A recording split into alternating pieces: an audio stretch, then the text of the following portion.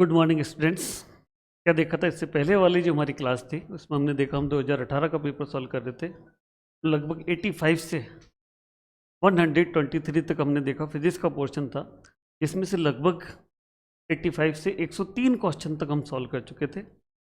Next हमारा जो आ जाता है 104 क्वेश्चन आ जाता है। मैंने पहले भी कहा था कि फिजिक्स जब भी करेंगे थोड़ी सी टफ रहेगी। क्यों? तो इसमें थियोरेटिकल पोर्शन कॉन्सेप्ट वाइज आता है, जबकि न्यूमेरिकल पोर्शन थोड़ा सा हार्ड रहता है। बट हमारे कॉन्सेप्ट्स क्लियर होंगे, न्यूमेरिकल करने में हमें बहुत आसानी रहेगी। जब हम चैप्टर करेंगे तो हमारे कॉन्सेप्ट क्लियर होंगे, उनके साथ हम प्रॉब्लम्स क्लास करेंगे तो हमारी क्वेश्चन पे प्रैक्टिस बढ़ेगी और हमारा कॉन्फिडेंस बढ़ेगा। आज हम बात करते हैं क्वेश्चन नंबर 104 की। देखिए क्या कह रहा है। सरल आवर्त गति में किस विस्थापन पर गतिज ऊर्जा व स्थित ऊर्जा समान होती है? कौन सा चैप्टर है? तरंग वाला चैप्टर है। तरंग वाले चैप्टर में क्या है? सरल आवर्त गति। सरल आवर्त गति है, थोड़ा सा बैक में जाए, बात आती है simple harmonic motion, S H. Simple harmonic motion में ये बात कर रहा है आपके काइनेटिक एनर्जी। बेसिक हम जानते हैं काइनेटिक एनर्जी का formula, this is half m and v square. M mass of the object, v velocity of the object. अब यहां जो वी है वो सिंपल हार्मोनिक मोशन में वेलोसिटी। सरल आवर्त गति में जो वेग की समीकरण है, जब हम सरल आवर्त गति चैप्टर पढ़ेंगे तो ये इक्वेशन हमको लगभग याद हो जाएगी। वेग की समीकरण हमने पढ़ी थी, A omega sine cos omega t. तो जैसे ही हम डिस्प्लेसमेंट और वेलोसिटी की इक्वेशंस की बात करेंगे तो हम दोनों में रिलेशन भी निकालेंगे। वेलोसिटी का डिस्प्लेसमेंट के साथ जो रिलेशन है, v this equal to omega root of a square minus x square. v linear velocity, omega angular velocity, a amplitude, x displace. दिख रहा है ये v की वैल्यू अगर वहां सब्सटीट्यूट कर दी जाए तो इन terms of displacement kinetic energy का फॉर्मूला बनाया जा सकता है। क्यों? क्योंकि हमारे को इस क्वेश्चन में डिस्प्लेसमेंट ही निकालना है। देखें काइनेटिक एनर्जी का formula in terms of displacement क्या बन जाएगा? Kinetic energy this equal to half m v का square, v this equal to omega root a square minus x. इसका मतलब इसका स्क्वायर कर दिया जाए, m omega square a square minus x. ये बात हो गई आपके काइनेटिक एनर्जी।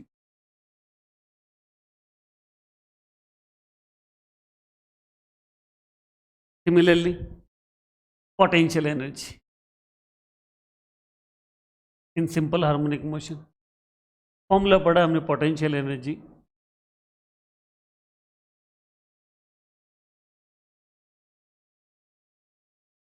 हाफ ए एक्स स्क्वायर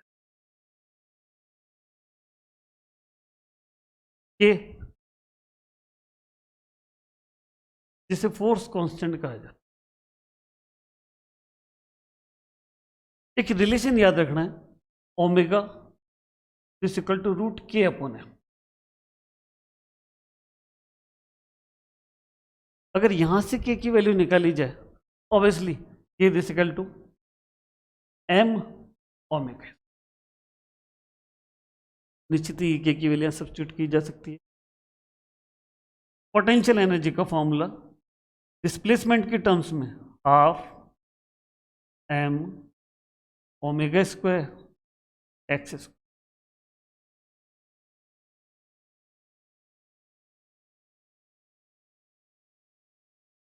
ये पोटेंशियल है काइनेटिक एनर्जी का formula in terms of displacement, ये पोटेंशियल एनर्जी का formula in terms of displacement. दोनों को हमने डिस्प्लेसमेंट के टर्म्स में इसलिए कहा है कि हम वापस क्वेश्चन पे जाएं। किस विस्थापन पर, किस डिस्प्लेसमेंट पर पोटेंशियल एनर्जी और काइनेटिक एनर्जी बराबर हो जाएगी, इसका मतलब डिस्प्लेसमेंट निकालना है, इसलिए हमने इन terms of displacement change.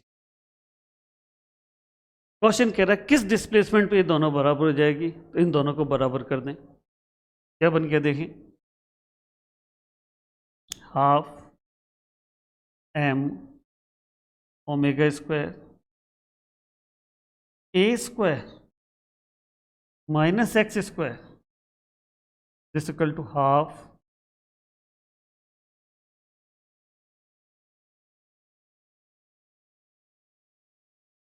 M omega square x square, दोनों को इक्वल कर दिए। जो टर्म्स इक्वल हो कट जाएगी, हाफ एम ओमेगा स्क्वायर से half m omega square cancel. क्या बचा रह गया, ये बचा रह गया आपके पास a square minus x square is equal to x square, और लिखा जा सकता है 2x square is equal to a square, और x square is equal to a square upon 2, then x is equal to plus minus a upon root. ये वो displacement है जिस प्लेसमेंट पर सिंपल हार्मोनिक मोशन में पोटेंशियल एनर्जी काइनेटिक एनर्जी के बराबर हो जाएगी, या काइनेटिक एनर्जी पोटेंशियल एनर्जी की बराबर हो जाएगी। तो देखें इस टाइप का कोई ऑप्शन दिखाई दे रहा है क्या, दिख रहा है, ये रहा पहला, x equal to plus minus a upon root 2 वो डिस्प्लेसमेंट है जिस डिस्प्लेसमेंट पर सिंपल हार्मोनिक मोशन में काइनेटिक एनर्जी पोटेंशियल एनर्जी की इक्वल बनी।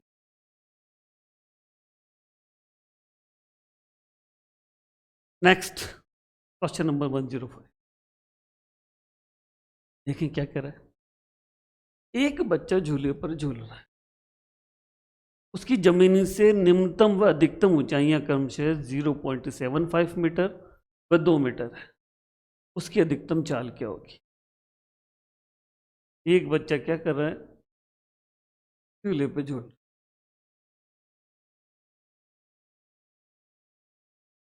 निश्चित है डिस्प्लेसमेंट की कंडीशन में यहां भी जाएगा, यहां भी आएगा। क्या कह रहा, उसकी जमीन से निम्नतम व अधिकतम ऊंचाइयां, मैक्सिमम हाइट मान लिया, इसे मिनिमम हाइट मान लिया, ये ऊंचाइयां दे रखी, निकालनी क्या है, उसकी अधिकतम चाल निकाल। वापस देखें एक्स्ट्रा पेज पे, वेलोसिटी का formula in terms of height, जब हम कॉन्सेप्ट क्लियर होंगे तो हमको पता चल जाएगा, v is equal to root 2g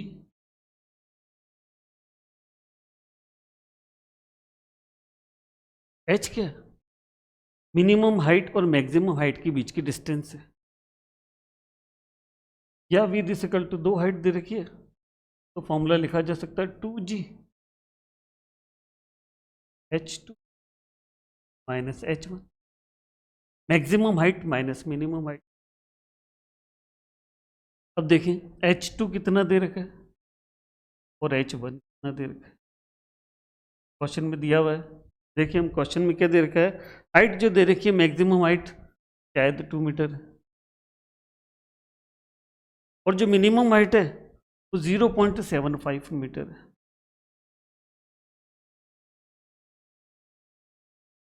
यहाँ रख दें, वैल्यू बन गई आपके 2, जी की वैल्यू 10, 2 माइनस 0.75,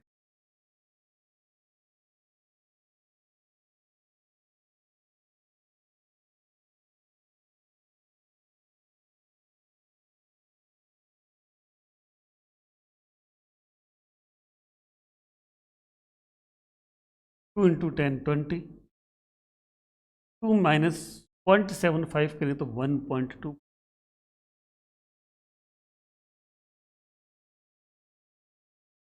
अगर 1.25 को 20 से मल्टीपल किया जाए 25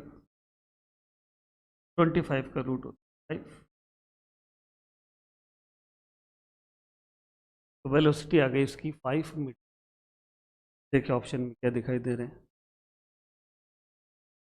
ये अधिकतम चाल निकल, आंसर क्या आया 5 मीटर पर सेकेंड। दिख रहा है कि कहीं पे दिख रही है, इसका second option 5 metre. Next question पे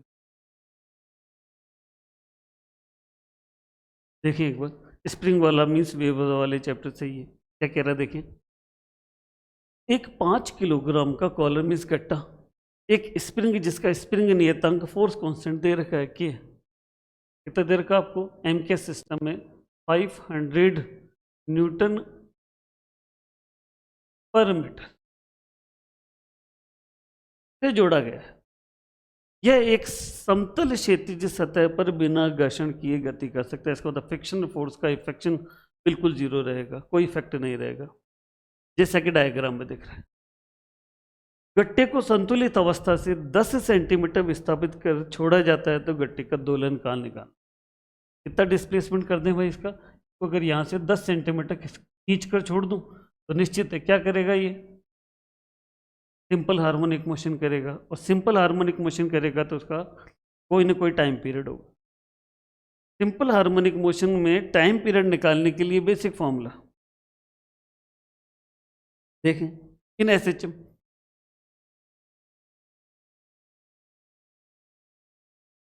टाइम पीरियड फॉर्मूला याद होना चाहिए आपको, 2 बराबर 2 pi t this equal to 2 pi root m by k, mass of the object, force constant of the spring. Diagram में देखें, क्वेश्चन में वापस देखें, दे रखे कि एम और के की वैल्यू दे रखा है, एम की वैल्यू 5 kg, के की वैल्यू 500 न्यूटन पर मीटर। इस फॉर्मूले में सब्स्टिट्यूट करना है, टी दिस भाई मास ऑफ द ऑब्जेक्ट दे रखा 5 kg, ये दे रखा 500 न्यूटन पर मीटर, 5 से 5 कैंसिल, 2 पाई अपॉन 10 लिखा जा सकता, जैसे पाई ऑन 5,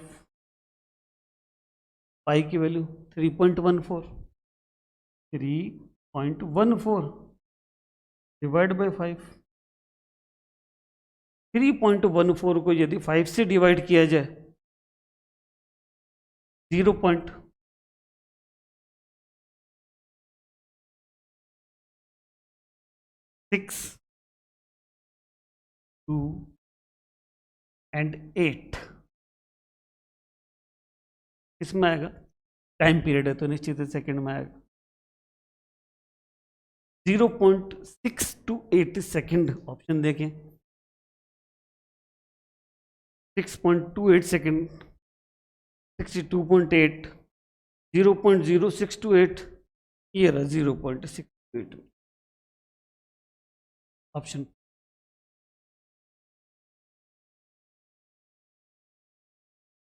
नेक्स्ट 107 को,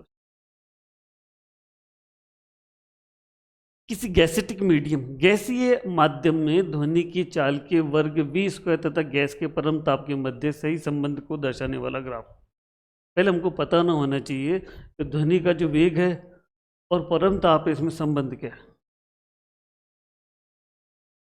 तो वेलोसिटी टेम्परेचर पर डिपेंड करती है, v is directly proportional to root T square both the side, then v² is directly proportional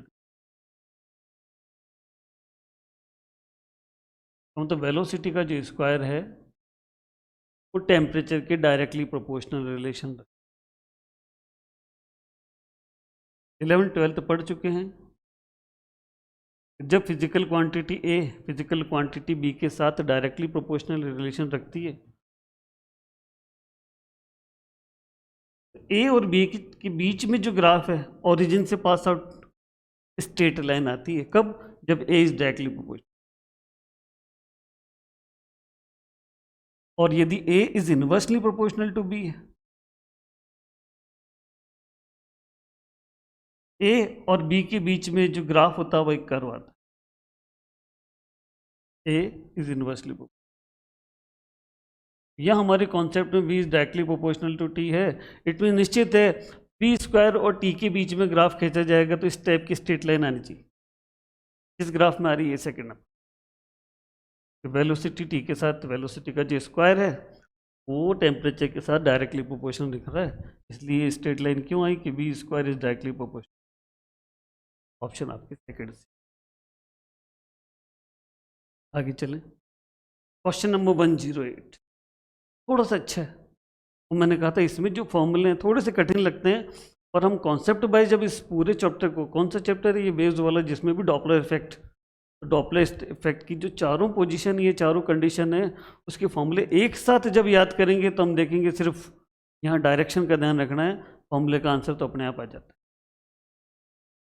देखें, एक ध्वनि स्रोत, ध्वनि स्रोत का मतलब सोर्स है जिससे ध्वनि उत्पन्न होती है, और ये ध्वनि उत्पन्न करेगा तो निश्चित है किसी न किसी वेलोसिटी से मूव करेगा, तो velocity of the source Vs से रिप्रेजेंट की। सेकंड, स्थिर प्रेक्षक, प्रेक्षक का मतलब श्रोता जो इस ध्वनि को सुन रहा है, ऑब्जेक्ट, और जब ऑब्जेक्ट की बात की जाएगी, ऑब्जेक्ट की वेलोसिटी Vo स्थिर है तो उसे 0 माना जाएगा। एक सोर्स किसकी साइड गतिशील है, ऑब्जेक्ट की ओर गतिशील, वो ध्वनि की आवृत्ति दुगनी महसूस हो रही है, तो ध्वनि हो रही है तो हमें ध्वनि स्रोत का वेग निकालना है। देखें, निश्चित है सोर्स और ऑब्जेक्ट दोनों में से किसी में भी, चाहे दोनों हो चाहे एक हो, जब भी रिलेटिव मोशन होगा तो जो फ्रिक्वेंसी है वो ओरिजिनल फ्रिक्वेंसी के कंपैरिजन में कम या ज़्यादा सुनाई पड़ेगी। ये डिपेंड करेगा सोर्स पास आ रहा है, सोर्स दूर जा रहा है, तब वो सारी कंडीशन। यहाँ जो फ्रिक्वेंसी है जिसे बोलेंगे आभासी, जो महसूस की जा रही है, उसे हमेशा एन डैश से रिप्रेजेंट किया जाएगा, और जो उसकी ओरिजिनल है उसे हमेशा एन से रिप्रेजेंट। फॉर्मूला एन डैश हमेशा इन टर्म्स ऑफ एन ही चलेगा। तो निश्चित है यहाँ जो कॉन्सेप्ट चल रहा है, यहाँ सोर्स तो मूव कर रहा है किस वेलोसिटी से, Vs वेलोसिटी से, और ऑब्जेक्ट जो है एट रेस्ट पोजीशन में मीन्स Vo0। थोड़ा सा दिमाग लगाएं तो हमको भी पता है कि निश्चित है कि कोई सोर्स एट रेस्ट ऑब्जेक्ट के पास आएगा, जब दूर होगा तो जो ध्वनि है कम सुनाई देगी, जैसे जैसे पास आता जाएगा हमें वही ध्वनि ज़्यादा सुनाई। ये हम जनरली हम डॉपलर इफेक्ट कहाँ देखते हैं, प्लेटफॉर्म पे विसिल बजाता हुआ इंजन या सीटी टिकट बजाता हुआ इंजन जब पास आता है या दूर जाता है तो हमें क्या दिखता है, एक आभासी आवृत्ति सुनाई दिख रहा है। तो निश्चित है जब ये पास आएगा तो इसको ज़्यादा सुनाई पड़ेगी ओरिजिनल से, इसका मतलब एंडेश हमेशा ज़्यादा आएगी। जब हम फॉर्मूला करेंगे तो मैं एक ही फॉर्मूले में सारी चीज़ समझा दूंगा। निश्चित है फॉर्मूला हमेशा रहेगा V, ऑब्जेक्ट की वेलोसिटी ऊपर रहती है, सोर्स की वेलोसिटी हमेशा नीचे मान। तो मतलब चाहे कोई भी कंडीशन हो, ये बेसिक फॉर्मूला है जिसी से सॉल्व होगा, प्लस माइनस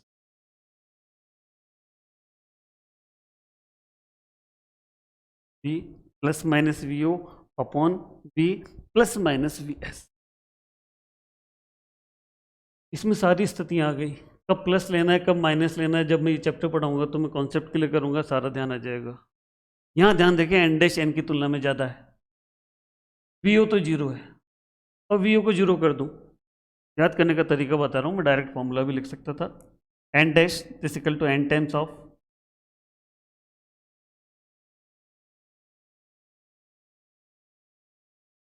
ऑब्जेक्ट तो स्थिर खड़ा है, इसका मतलब Vo 0, तो ऊपर केवल V ही रह गया, नीचे V।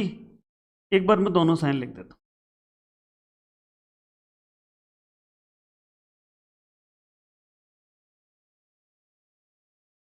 मेरे को एन डैश को ज़्यादा रखना है और वी और वी एस नीचे आ रहा है। हम रिलेशन बात करें, इनवर्स रिलेशन रख रहा है, निश्चित है ये जब कम होगा जब तो ये ज़्यादा होगा। तो निश्चित है इन दोनों में दो सिंबल है, प्लस और माइनस, को घटाना है, बढ़ाना तो नहीं है। प्लस कर देता हूँ तो वी में वी एस ऐड हो रहा है। पर हम बोल रहे हैं ये बढ़ेगी और ये बढ़ेगी, तो निश्चित है कि यहाँ प्लस सिंबल लेने से तो बढ़ेगी, मेरे को तो घटानी है। इसमें फॉर्मूले में क्या सिंबल आएगा? Minus symbol. ये कम होगा जब तो ये ज़्यादा आएगी। और हम इमेजिनरी बोल सकते हैं, जब ये पास आएगा तो ज़्यादा ही आएगा, इसका मतलब यहाँ माइनस सिंबल। अब ये कह रहा है, कॉन्सेप्ट क्या कह रहा है, देखें क्वेश्चन को वापस। ध्वनि की आवृत्ति दुगनी महसूस हो रही है, इसका मतलब जो आभासी आवृत्ति है वो वास्तविक आवृत्ति की कैसी है? दुगनी है। जो एन डैश है 2 टाइम्स ऑफ एन। तो आपको निकालनी क्या? सोर्स की वेलोसिटी निकालनी है। इसका मतलब यहाँ जो एन डैश है इसे 2n कर दो, एन डैश की वैल्यू रख दी तो ये बराबर हो गए। अब देखो एन से एन कैंसिल, क्रॉस मल्टीप्लिकेशन किया जाए,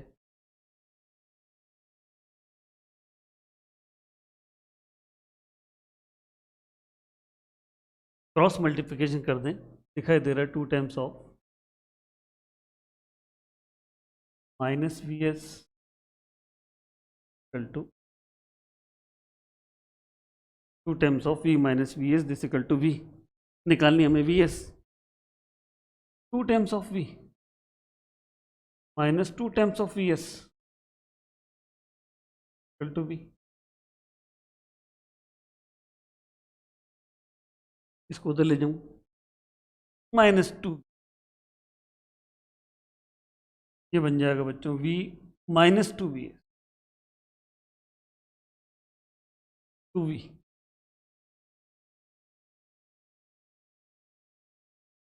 v में से -2 तो माइनस भी बचेगा, माइनस माइनस कैंसिल हो जाएगा, देन वी एस 2 उसके नीचे चल जाएगा, तो फॉर्मूला बन जाएगा v this equal to v upon. यहाँ वी एस क्या है? Velocity of the source. v क्या है? Velocity of the sound upon 2। और अगर हम क्वेश्चन गौर से देखें, v की वैल्यू दे रखी है 330 मीटर पर सेकेंड। v की वैल्यू कितनी? 330 metre per second. Then V S 330 metre per second upon 2। 330 का हाफ किया जाए,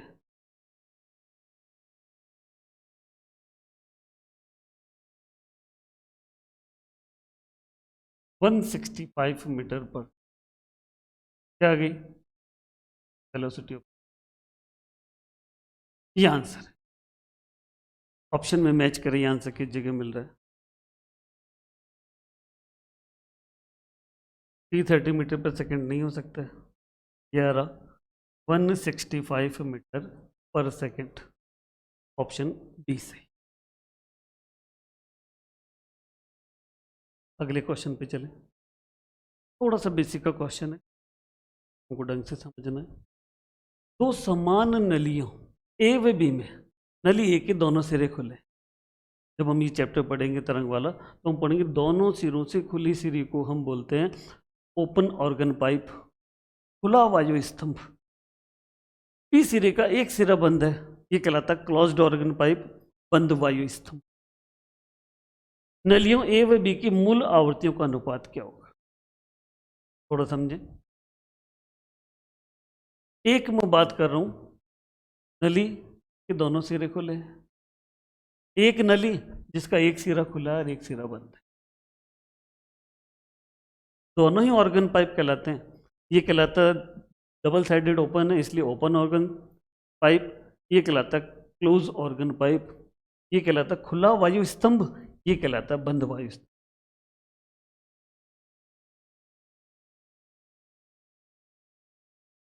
टॉपिक में आएगा जब हम अप्रगामी तरंगों को, जब दोनों सिरे खुले हों, खुले सिरे पर ध्वनि के कणों को कंपन करने की स्वतंत्रता होती है। जहाँ कंपन करने की स्वतंत्रता होती है वहाँ सदैव स्पंद बनता है, एंटी नोड। तो निश्चित तो दोनों ही सिरे खुले हैं तो एंटी नोड से बनेंगे। यहां एक सिरा खुला है, खुले सिरे पर तो एंटी नोड्स और बंद सिरे पर नोड। जब हम कॉन्सेप्ट पढ़ेंगे तो पढ़ेंगे दो एंटी नोड्स लगातार नहीं बन सकते, इसका मतलब बीच में नोड्स को बनना जरूरी है। अगर इस समय वेव्स का डायग्राम देखा जाए तो वेव्स का डायग्राम इस टाइप का बने, और यहां वेव का डायग्राम देखा जाए तो वेव का, यहां वायुस्तंभ की दोनों की लंबाई हमने सेम मान ली, एल ही मान ली।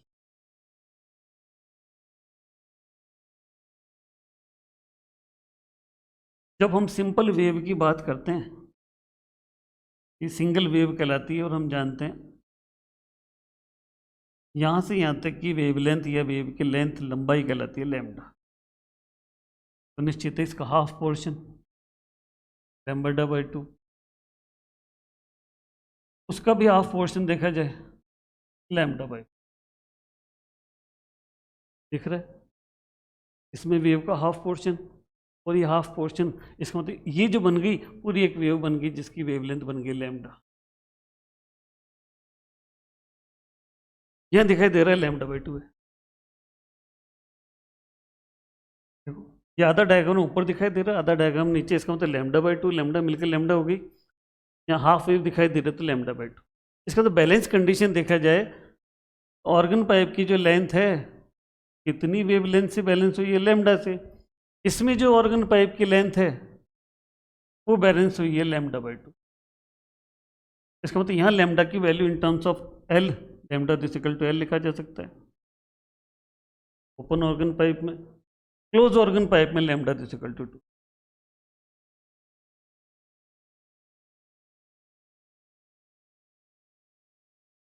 ऑर्गन पाइप में ध्वनि का वेग v निकालने का फॉर्मूला होता है v equal to N lambda.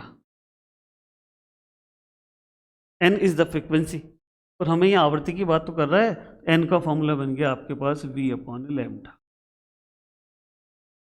v जहां ध्वनि का वेग है, लैम्डा उसकी वेव लेंथ है, एन। क्वेश्चन क्या कह रहा है ध्यान से देना, पीछे चलें वापस।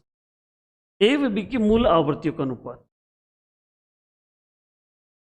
यहां ए, इस सिस्टम को ए मान लिया, इसको एन ए लिख लिया, इसको एन बी लिख लिया, ये फंडामेंटल फ्रिक्वेंसी मान। यह formula v upon lambda, lambda की वैल्यू एल है इसलिए बन गया बेटा v अपॉन एल। यहां देखा जाए तो v अपॉन लैम्डा, लैम्डा की value in terms of L 2l है। फंडामेंटल फ्रिक्वेंसियों का अनुपात पूछा है N A upon N B, यहां बन रहा है v अपॉन एल, यहां बन रहा है v अपॉन 2l। v से v कैंसिल हो जाएगा, l से l, ये 2 ऊपर चला जाएगा, बन जाएगा 2/1। 2/1 को क्या लिखा जा सकता है, 2 अनुपात 1। ऑप्शन में देखें कहाँ मिल रहा है हमें 2 अनुपात 1। मूल आवर्ती को हम एन ए अनुपात एन बी 2 अनुपात 1, ये तीसरा आंसर, ऑप्शन ये थर्ड ऑप्शन। आगे चलें, question number 110, concept based question, इससे रिलेटेड इलेक्ट्रोस्टैटिक्स वाले चैप्टर से रिलेटेड है, जहां भी गॉस थ्योरम से। क्या कह रहा है, एक आवेश के घन में परिबद्ध है, उसके एक फलक से गुजरने वाले विद्युत फलक क्या होता है। देखें एक घन है,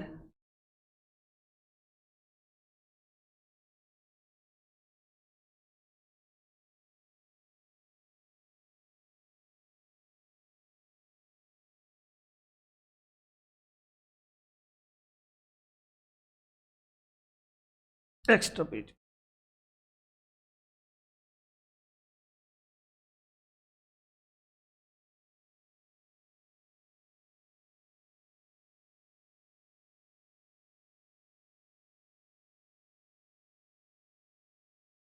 चार्ज क्यों रखा हुआ है, कहां, घन के अंदर।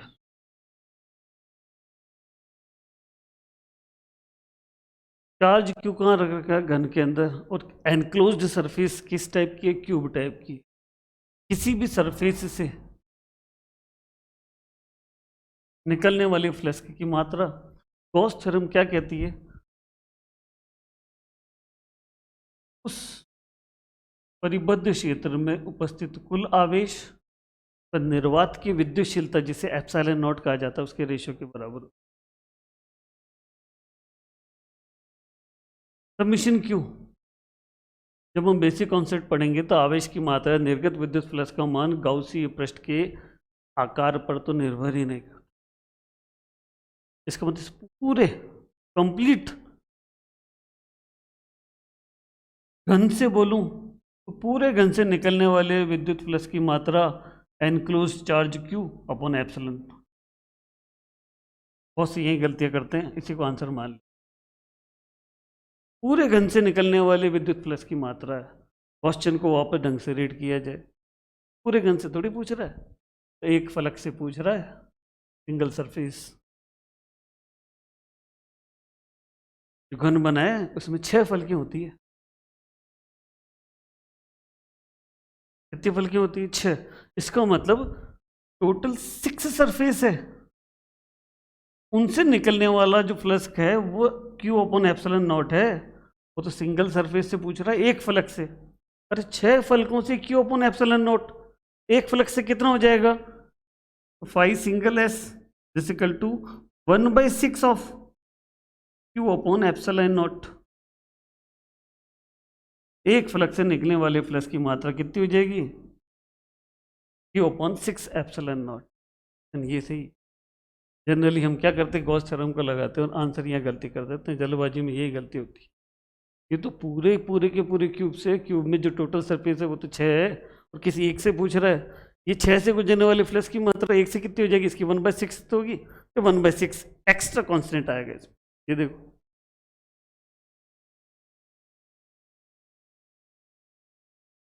जनरली सबने क्या गलती करी? फर्स्ट पे टिक कर दिया गॉस थ्योरम पे। अरे गॉस थ्योरम पूरा पढ़े तो इसमें आंसर कौन सा है? सेकंड ऑप्शन है। एक फ्लक्स से निकलने वाले विद्युत फ्लक्स की मात्रा क्यू अपॉन 6 एप्सिलॉन नॉट होगी। नेक्स्ट क्वेश्चन पे चलें, 111 क्वेश्चन देखें। कौन सा बार इलेक्ट्रोस्टैटिक से है? किससे? Coulomb force. 3 आवेश कौन कौन से हैं?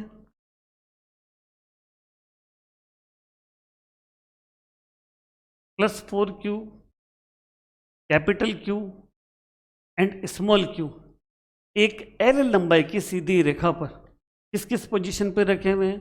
+4Q 0 पर मीन्स इनिशियल पोजीशन पर, small capital Q half of the length and small Q end of the length. In position पे रखें। क्वेश्चन क्या कह रहा है? Q का मान क्या होना चाहिए कि स्मॉल Q पर लगने वाला परिणामी बल कैसा हो जाए? 0 हो जाए। देखें क्या कह रहा है? एक L length, 3 position, and position, initial position and mid position, 3 charge रखे। यहाँ पे तो रखा है 4Q, पे रखा है Q, इस पे रखा है।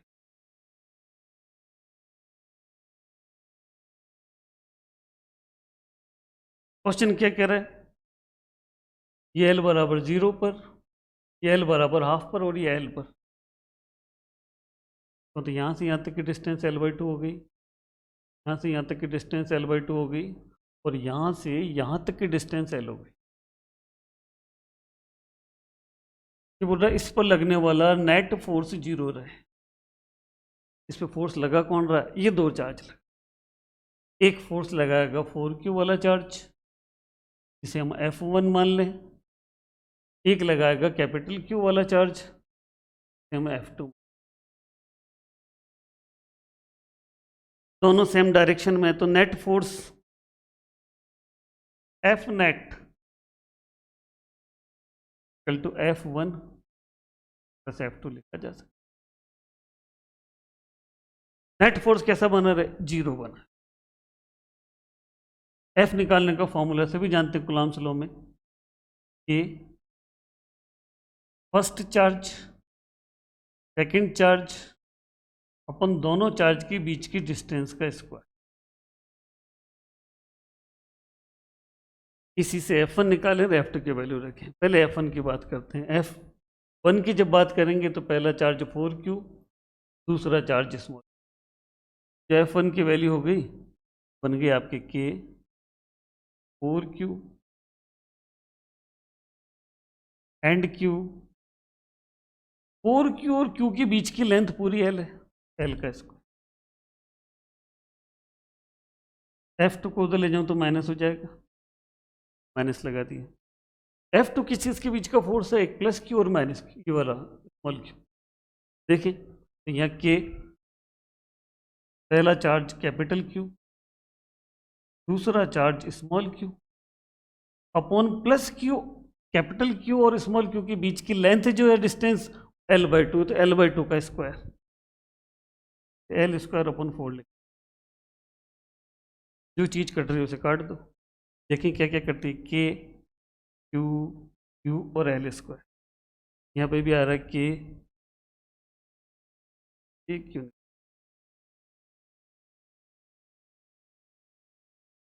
ये Q भी कट गया, L स्क्वायर भी कट।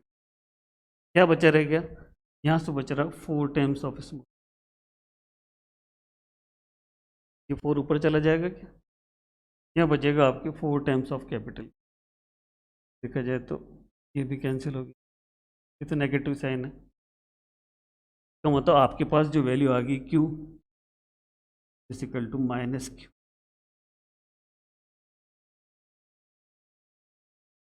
देखिए ऑप्शन में आंसर मिल रहा है क्या? कैपिटल Q किसके बराबर होना चाहिए? माइनस Q के। आ रहा है ये रहा। लगना बराबर शून्य, लगने वाला Q का मान कितना है? Minus Q, minus Q answer पर। नेक्स्ट क्वेश्चन देखिए, ये भी इलेक्ट्रोस्टैटिक्स का थोड़ा सा बेसिक है। ग्रेविटेशन फोर्स को इलेक्ट्रिक फोर्स से कनेक्ट कर कैसे? एक आवेशित तेल बूंद, कौन सा एक्सपेरिमेंट है? मिलिकन तेल बूंद विधि एक्सपेरिमेंट। इसी एक्सपेरिमेंट से इलेक्ट्रॉन पर चार्ज की क्वांटिटी फाइंड आउट की। इलेक्ट्रॉन पे चार्ज होता है -1.10⁻⁻19 कूलम होता है, वो इसी एक्सपेरिमेंट से फाइंड आउट किया। देखिए आवेशित तेल बूंद 3 × 10⁴ वोल्ट पर मीटर, इसका मात्रक है इलेक्ट्रिक फील्ड का। ये समान विद्युत क्षेत्र में लटकी हुई है, वह न तो नीचे गिरती है न ही ऊपर उठती है। तेल बूंद पर आवेश की मात्रा इतनी है और तेल बूंद का द्रव्यमान इतना है। निकालना क्या? तेल बूंद पर आवेश की मात्रा निकाल। देखें जब मिलिकन तेल बूंद एक्सपेरिमेंट देखेंगे, तेल बूंद पर हमने बात करी थी, तेल बूंद नेगेटिव चार्ज होती है, जब तो इलेक्ट्रॉन का चार्ज फाइंड आउट किया गया था। फ्रिक्शन के कारण तेल की बूंद पर कैसा चार्ज आ जाता है? नेगेटिव चार्ज है। इलेक्ट्रिक फील्ड अप्लाई किया गया तो निश्चित इलेक्ट्रिक फील्ड, एक प्लेट पे पॉजिटिव चार्ज, एक प्लेट पे, तो इन दोनों प्लेटों के बीच में इलेक्ट्रिक फील्ड प्रोड्यूस हो गया। इसमें ये तेल बूंद लटकी हुई है, न तो ऊपर जा रही है। कब संभव है? देखा जाए तो दो प्रकार के फोर्स लग रहे हैं, एक तो इलेक्ट्रिक फोर्स और एक तेल बूंद के वेट के कारण वेट फोर्स। न तो ऊपर जा रही है न नीचे जा रही है, इसका मतलब जो इलेक्ट्रिक फोर्स है उसकी वेट को बैलेंस कर रहा है। वेट होता है mg।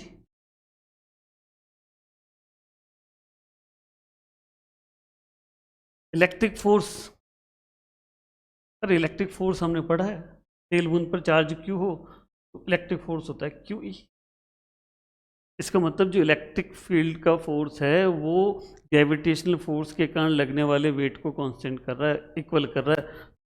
बैलेंस कंडीशन में क्यू ई इससे बैलेंस हो रहा है एम जी से। क्वेश्चन में निकालना क्या है? तेल बूंद पर चार्ज निकालना, आवेश, देन क्यू निकालना है। फॉर्मूला बन जाएगा एम जी अपॉन ई। एम मास दे रखा है, जी ग्रेविटेशन दे रखा है और ई इलेक्ट्रिक फील्ड। ग्रेविटेशन दे रखा है आपको 10 मीटर पर सेकंड। रख दें सारी वैल्यूज को इस फॉर्मूले में, क्या आंसर आता देखें। Q this equal to mg upon A, Q this equal to m तेल बूंद का मास, बूंद का द्रव्यमान ये रहा 9.9 इंटू 10 की घात माइनस जी ग्रेविटेशन, राउंड फिगर में 10 मान लिया। इलेक्ट्रिक फील्ड दे रखा है 3 इंटू 10⁴।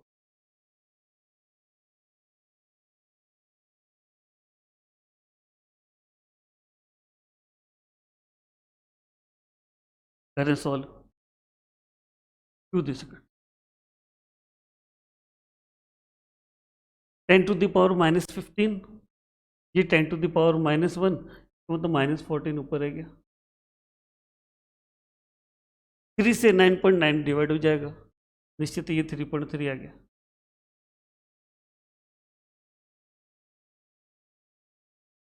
-14 और ये 4 जो है 10⁻⁴ जो ऊपर जाएगा इसका साइन जो होगा -4 और हो जाएगा, तो -14 तो पहले से ही है, ये हो जाएगा 10⁻⁻80। चार्ज को मेजर किया जाता है काम हमें। तेल बूंद पर आवेश की मात्रा 3.3 इंटू 10 की घात -18 कूलाम, ये आंसर है। देखिए कहाँ मैच कर रहा है, ये पहले ही 3.3 इंटू 10⁻⁻18 कूलाम इसका।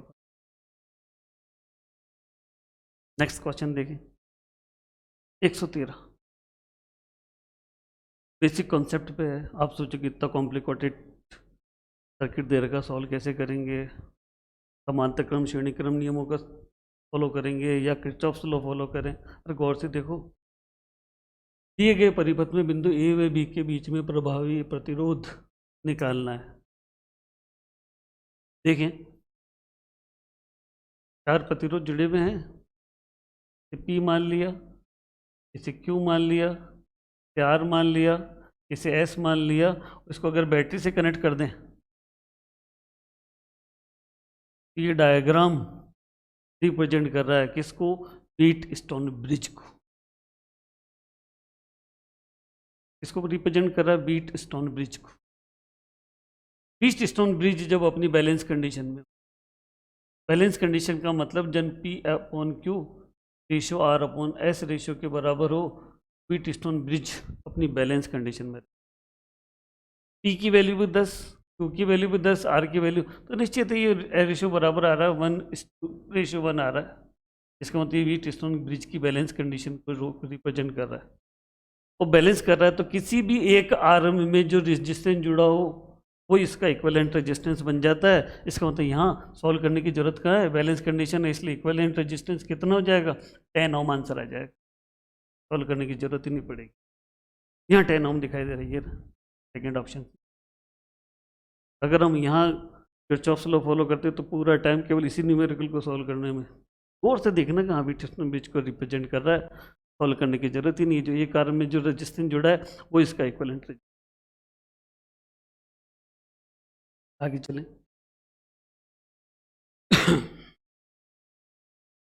क्या कह रहा देखिए, एक विभवमापी तार को सतत वोल्टेज 3 वोल्ट लगाया जाता, 1.08 विद्युत वाहक बल वाला सेल 216 सेंटीमीटर पर लंबाई पर विभवांतर से संतुलित होता है, तो विभवमापी की कुल लंबाई कितनी।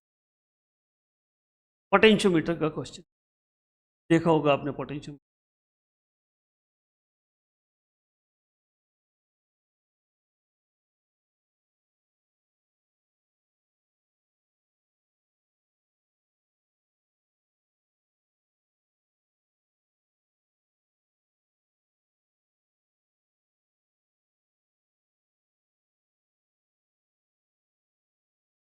याद हो तो, जैसे विभवमापी की बात की जाती है, मीटर क्षेत्र की बात की जाती है, तो लगभग एक जैसा इलेक्ट्रॉनिक सर्किट बनता है।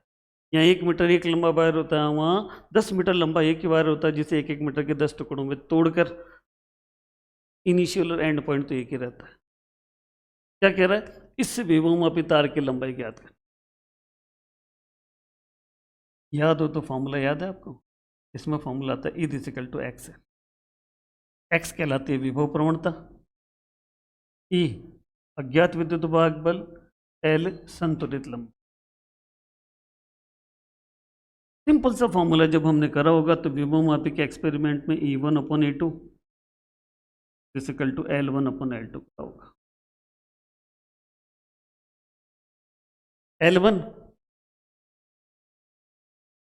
सेल E1 के लिए balance length, L2 cell E2 के लिए बैलेंस लेंथ। ये कॉन्सेप्ट यहाँ काम है। तो विभवमापी तार को एक सतत वोल्टेज 3 वोल्ट, इसका मतलब यहाँ जो वोल्टेज है वो 3 वोल्ट अप्लाई, फिर यहाँ जो है वो 1.08, ये लैग्रांज सेल का ये 1.08, और इस 1.08 के लिए बैलेंस लेंथ दे रखी है 216 सेंटीमीटर। आपको बताना है इस पूरी विभवमापी लंबाई, तार की लंबाई क्या। देखिए इसी फॉर्मूले से सॉल्व होगा। फॉर्मूला E1/E2 बराबर L1/L2।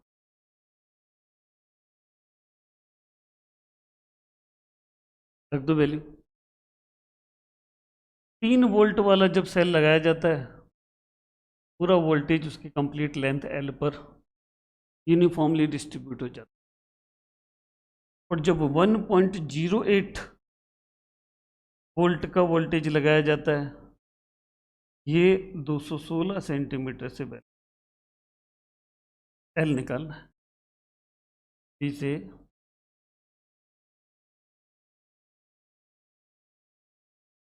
देखिए क्या निकालना है भाई, L निकालना है। इधर मल्टीपल में चल जाएगा, 3 on 1.08 इंटू में 216 सेंट,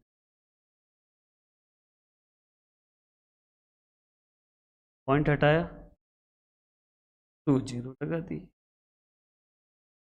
108 दूनी 216, 2 बार कट गया, 2 3 6, मतलब विभवमापी तार की टोटल लंबाई कितनी आ गई, 600 सेंट। आपका आंसर है 600 सेंटीमीटर। देखें 600 का ही आंसर आ रहा है क्या, तो क्वेश्चन पे चले। तो विभवमापी तार की लंबाई 600 सेंटीमीटर, ये रसी आप ये आंसर है। नेक्स्ट क्वेश्चन पे चले। कॉन्सेप्ट बेस्ड क्वेश्चन है, न्यूमेरिकल एनर्जी से सॉल्व करना है।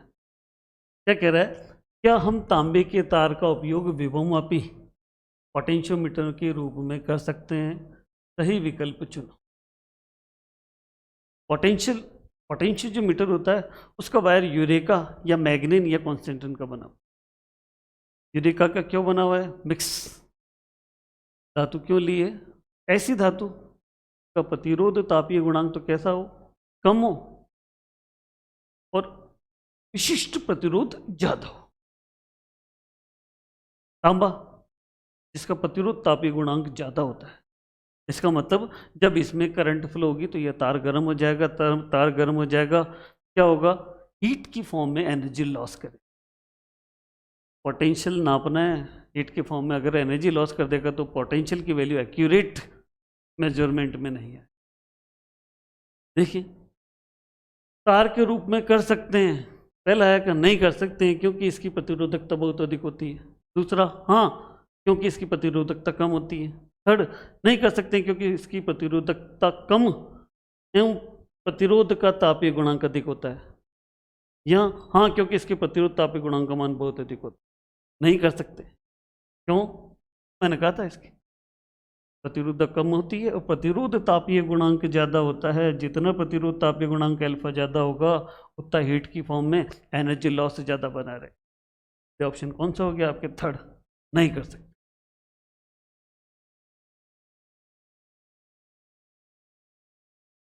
चलें फिर ये बेसिक विभवमापी पे मैंने कहा था पोटेंशियोमीटर पे 4 क्वेश्चन आए थे, 2 न्यूमेरिकल आए थे, 2 कॉन्सेप्ट बेस्ड क्वेश्चन आए थे। तो विभवमापी वोल्टमीटर की तुलना में विभवांतर अधिक शुद्धता से नापता है, क्यों? तो सीधा सीधा थ्योरेटिकल आंसर है क्यों, क्योंकि विभवमापी अपनी संतुलन अवस्था में बाह्य परिपथ से बिल्कुल भी धारा ग्रहण नहीं करता है। धारा जब बिल्कुल भी कैप्चर नहीं करेगा तो वोल्टेज का एक्यूरेट मान देगा। वोल्टमीटर क्या करता है भाई, बाह्य परिपथ से धारा ग्रहण करता है, क्योंकि इसमें जो आर्मेचर कॉइल है वो कॉपर वायर से बनी रहती है, और कॉपर वायर में जब भी करंट फ्लो होगी तो उसका तापीय प्रतिरोध गुणांक अधिक होने के कारण हीट की फॉर्म में एनर्जी लॉस करे। हमने कहा जब इसमें किसी टाइप की कोई करंट ही फ्लो नहीं होगी तो निश्चित है वोल्टेज या पोटेंशियल डिफरेंस का एक्यूरेट वैल्यू देगा। देखो जो मैंने बताया था ये ऑप्शन है। क्यों? वोल्ट मीटर, या हम बोले विभव मापी वोल्ट मीटर की तुलना में ज़्यादा एक्यूरेट क्यों देता है कि विभव मापी बाहर परिपथ से बिल्कुल भी धारा ग्रहण नहीं करता है, धारा ग्रहण नहीं करता है, तो पोटेंशियल डिफरेंस की एक्यूरेट वैल्यू दे। ऑप्शन कौन सा हो गया?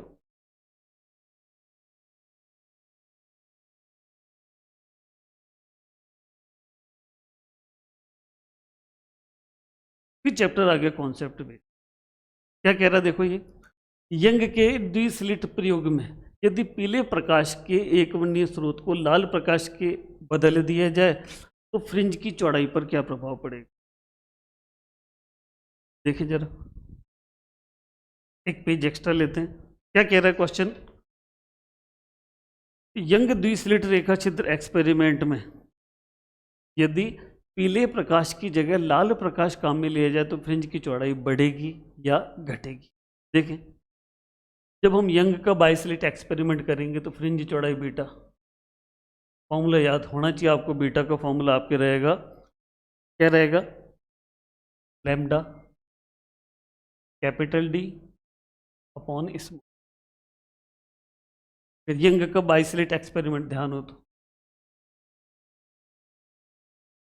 ये S1 और ये S2, ये स्क्रीन, यहाँ पर हमें इंटरफेरेंस पैटर्न प्राप्त होता है। ये सोर्स से स्क्रीन की डिस्टेंस कैपिटल डी, दोनों एक वर्णीय प्रकाश स्रोतों के बीच की दूरी स्मॉल डी। तो पर्दे पर जो हमें व्यतिकरण फ्रिंजें मिलती है उनकी लीनियर चौड़ाई बीटा की बात की। तो यहाँ अगर पीले प्रकाश की जगह लाल प्रकाश वाले सोर्स काम में लिए जाएं तो इस बीटा पर क्या इफेक्ट? देखिए,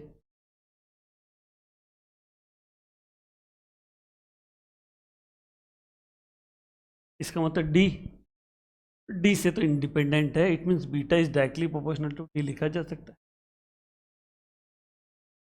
जिस रंग की तरंग दैर्ध्य ज्यादा होगी, जिस रंग की तरंग दैर्ध्य ज्यादा होगी से बनने वाली फ्रिंज की लीनियर चौड़ाई, रेखीय चौड़ाई भी ज्यादा होगी।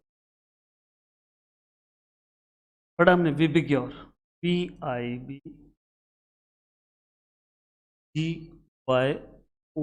और R, बे नहीं आ है पीनाला, विद्युत प्रकाश का स्पेक्ट्रम वायलेट कलर से लेकर रेड कलर तक। रेड की वेवलेंथ वायलेट की, डेंजर लाइट की फॉर्म में हमेशा रेड कलर काम में ली जाती। क्यों? दूर से दिखाई दे। दूर कौन? जो ज़्यादा लंबी पथ तय करे, और जिसका पथ लंबा होगा उसकी वेवलेंथ ज़्यादा होगी। तो निश्चित ही याद करने का तरीका पता चल गया, रेड की वेवलेंथ वॉयलेट की वेवलेंथ की कंपैरिजन में ज़्यादा होती है, तो ये मैक्सिमम होगी, इस विबग्योर में ये मिनिमम होगी। ये आ रहा आपका येलो लैम्डा वाई, दिख रहा है? अरे रेड की ज़्यादा है, वाई तो दो क्रम बाद आ रहा है, इसका मतलब निश्चित है lambda R is less than lambda Y, lambda is greater than lambda Y. देखिए, अगर मैं बोलूँ beta red is directly proportional to lambda red, beta Y is directly proportional lambda Y. किसको किससे इंटरचेंज कर रहा है? पीले को लाल से। क्वेश्चन पे वापस ध्यान दो, पहले कौन सा ले रहा है? पीला। किससे रिप्लेस कर रहा है? लाल से।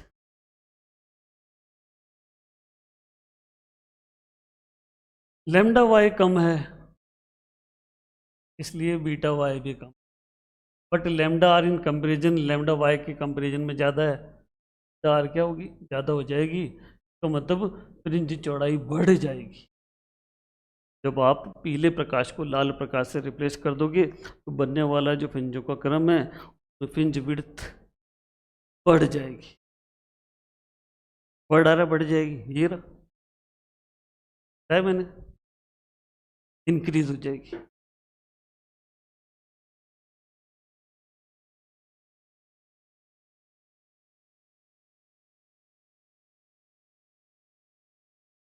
चलें आगे। 118 बॉयल का नियम, P is inversely proportional P, कब? जब T कांस्टेंट।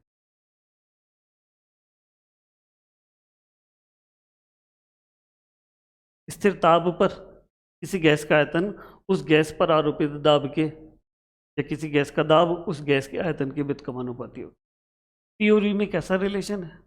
इनवर्स रिलेशन है। अभी अभी आगे वाले क्वेश्चन में बताया था, इनवर्स रिलेशन हो तो ग्राफ कैसा आता है? अगर P और V में इनवर्स रिलेशन है, ये ग्राफ आएगा क्योंकि P इज इनवर्स। बॉयल के नियम ग्राफ। ऑप्शन कौन सा हो गया? फर्स्ट।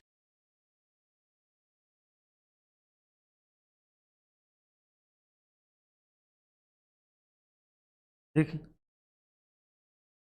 गैसों का अणुगति सिद्धांत,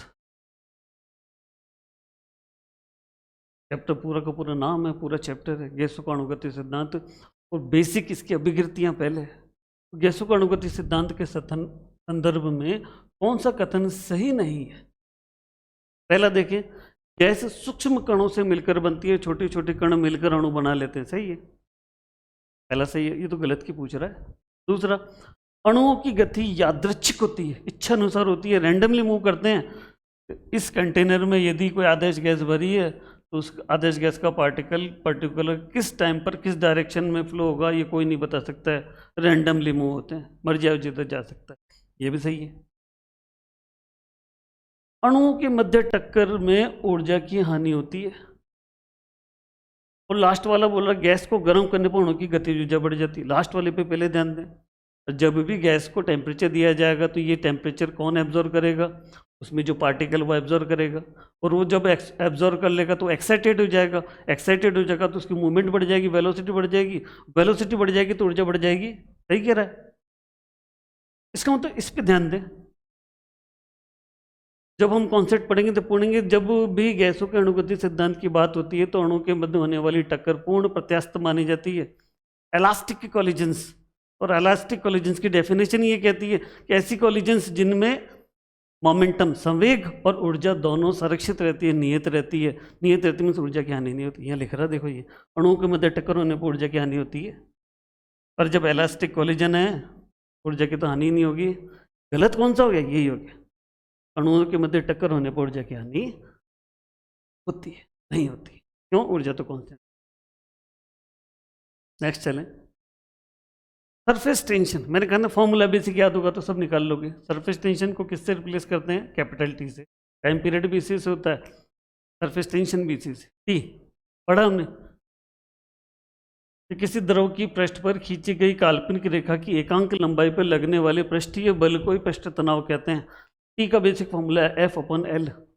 F फोर्स है जिसे न्यूटन में मेजर किया जाएगा, लेंथ है जो मीटर में। मैं कहूँ पृष्ठ तनाव का MKS सिस्टम में यूनिट आप बोलोगे न्यूटन पर मीटर। ये तो पूछ रहा पृष्ठ तनाव की इकाई है, यूनिट क्या है? ये न्यूटन।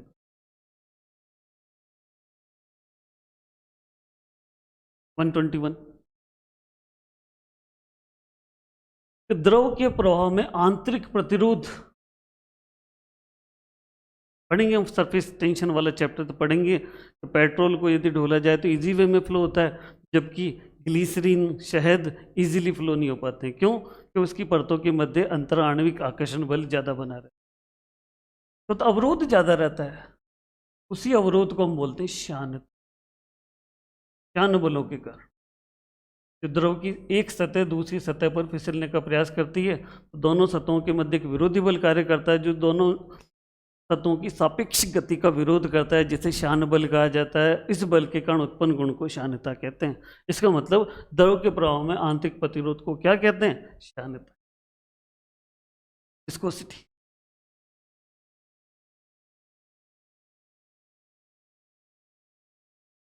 फिर सरफेस टेंशन,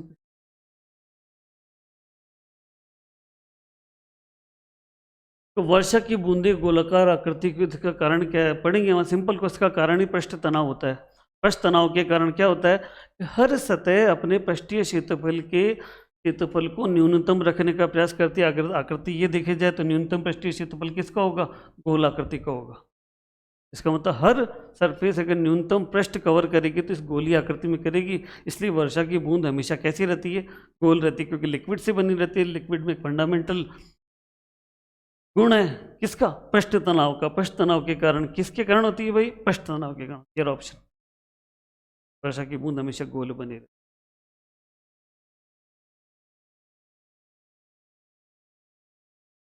वो नहीं है। हमने देखा 122 तक, 85 से 122 तक आपके जो 2018 में फिजिक्स का जो पोर्शन आया उसके एक एक क्वेश्चन को हमने कंप्लीटली लास्ट ऑप्शन से मैच किया है। सिर्फ निकाल के नहीं रखा, कहाँ फॉर्मूले में वैल्यू रखेंगे आंसर ही आ जाएगा। फॉर्मूले में वैल्यू भी रखी और आंसर को मैच भी। तो आपको कॉन्फिडेंस तभी बैठेगा जब आपके चारों ऑप्शन में से आपका आंसर 100% मैच होगा। तो निश्चित जिस प्रकार से मैंने सॉल्व किया है, आशा यही करता हूँ कि आप लोग भी उसी स्पीड से उसी तरीके से सॉल्व कर पाओ। ये तभी संभव है जब क्लासों, जितनी भी क्लासें होंगी हमारे 10 यूनिट्स की, उन क्लासों में आप बिल्कुल एकाग्रता से, एकाग्रचित होकर ध्यान दें, जिससे कि आपके बेसिक कॉन्सेप्ट भी क्लियर हो और हम जितनी कोशिश होगी ज़्यादा से ज़्यादा प्रॉब्लम्स सॉल्व करेंगे, जिससे कि आपकी न्यूमेरिकल पर पकड़ बने। नेक्स्ट हम थ्योरेटिकल क्लास लेंगे, किसी न किसी यूनिट को उठाएंगे, उसको डिटेल में करेंगे। हर यूनिट में हर टॉपिक से related 7 question, objective question solve करते चलेंगे। तो निश्चित है जैसे जैसे आप मेरे साथ दौड़ोगे तो जीत भी जाओगे। नेक्स्ट क्लास में बात। Thank you.